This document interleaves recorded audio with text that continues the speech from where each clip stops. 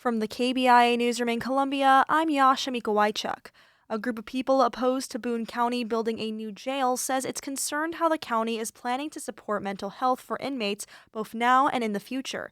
The Columbia No New Jail Coalition held a meeting Wednesday night where attendees expressed frustration with how the state has handled mental health support thus far, and they're feeling that a new jail wouldn't improve outcomes.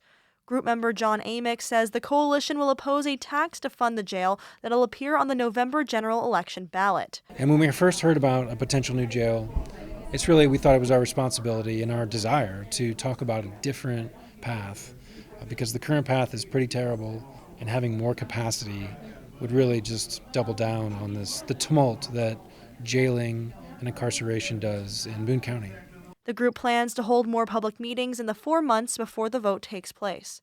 And the Missouri Association of Realtors has donated nearly $2 million to the campaign opposing the elimination of the state income tax through expanded or increased sales taxes. The Missouri Independent reports the contribution to Missourians for fair taxation came days after Missouri Promise PAC, the committee backing Amendment 5, reported receiving $1.9 million from Missouri Promise Incorporated, a nonprofit in Delaware whose donors are not publicly disclosed. If approved by voters, lawmakers will have 5 years to change what is covered by sales tax or increase the state rate to speed the elimination of the income tax. A new report shows the supply of short-term rentals like Airbnb in Kansas City has grown the most out of all World Cup host cities. Data website AirDNA found that listings in Kansas City increased by 43% since last June. Many are first-time Airbnb hosts trying to take advantage of a special short-term rental permit for the World Cup.